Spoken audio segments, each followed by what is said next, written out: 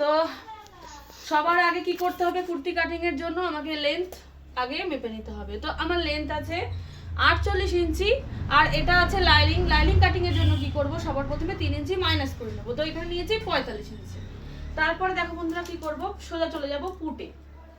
Put কি আছে, এখানে 6 ইঞ্চি নিয়েছি, ডিপ গলা যেহেতু এখানে 6 ইঞ্চি পুট আছে, কিন্তু এখান থেকে তো হাফ ইঞ্চি সেলাইয়ের জন্য 5.5 ইঞ্চি মতো নেওয়া হয়েছে। তো যেহেতু সামনে আছে 7 ইঞ্চি আর ব্যাকে আছে 9 ইঞ্চির মতন, ওই জন্য এখানে আমি 5.5 ইঞ্চি নিয়েছি, মাইনাস করে দিয়েছি পুট প্রায় 10.5 ইঞ্চি।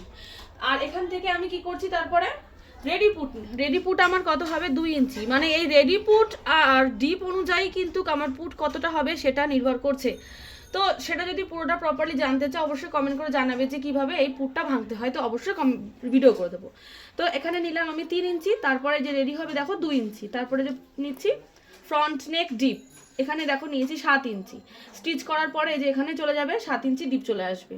তো আমি এখানেই কাটিং করব, সেই অনুযায়ী আমি মার্কা করেছি। তো 7 ইঞ্চি ডিপ নিয়েছি, নিয়ে এখানে যতটা আছে এখান থেকে একটু বেশি নিয়ে 25 সুতোর মতন, যে যতটা খোলা করবে সেই অনুযায়ী নিয়ে মার্কা করে দিতে হবে। তারপরে কি করেছি, এই যে স্কেল দিয়ে, ফ্রেঞ্চ কাপ স্কেল দিয়ে আমি কি করেছি, এটা মার্কা করে দিয়েছি। এটা এই স্কেল থেকে কিন্তু সুন্দর রাউন্ডের একটা মার্কা আসে। তারপর কি করেছি, আমি ব্যাক নেক ডিপ নিয়েছি।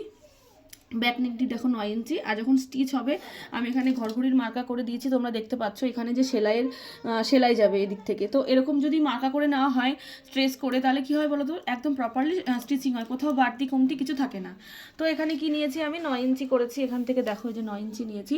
9 ইঞ্চি নেওয়ার পরে কি করেছি, আবার সেই এখান থেকে যতটা নিয়েছি তার থেকে 25 সুতো এখানে বেশি নিয়েছি, যে যতটা ডিপ করবে ততটা অনুযায়ী মার্কা করে দেবে। এবার আমি তারপরে কি করছি, যে কাপ স্কেল দিয়ে আমি আবার সুন্দরভাবে প্রপারলি একটা শেপ দিয়ে নিয়েছি।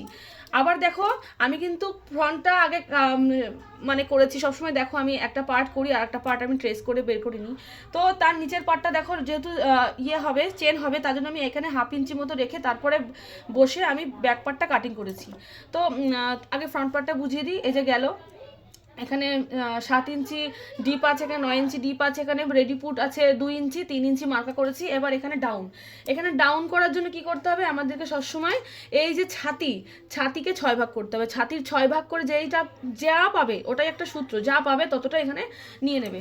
তো আমি ছাতি ভাগ করে যা পেয়েছি তো আমি সেখানে নিয়ে নিয়েছি 6.5 ইঞ্চির মতন, আর এখানে আছে 38 ইঞ্চি। তো আমি এখান থেকে 38 নিয়েছি, এখান থেকে 6.5 নিয়েছি। এবার কি করব, এখানে ওয়েস্টের মাপ যাবো। ওয়েস্টের মাপ গেলে কি করবো, এই যে 15 ইঞ্চি নিচে আমাকে নিতে হবে। 15 ইঞ্চি নিচে আমাকে নিতে হবে। এই যে 15 ইঞ্চি নিচে নিয়েছি। তারপরে কি করেছি, এখানে যা আছে, যার যা ওয়েস্ট থাকবে সেখান থেকে 2 ইঞ্চি প্লাস করতে হবে মিডিয়াম ফিটিংসের জন্য। তো আমি সেটা নিয়ে নিয়েছি, এখানে 34 এসেছে আমার। তারপরে এখান থেকে 7 ইঞ্চি নিচে হিপের লাইন হবে।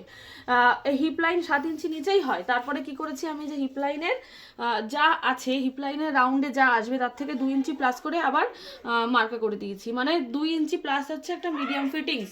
তারপরে এই যে আমি কি করেছি, শেপ স্কেল দিয়ে আমি মার্কা করে দিয়েছি। মার্কা করে দিলেই আমার সমস্ত কিছুর মার্কা কমপ্লিট। সাইড কাটের জন্য যে সাইড কাট নিয়ে নিয়েছি পুরো 1.5 ইঞ্চি মতন।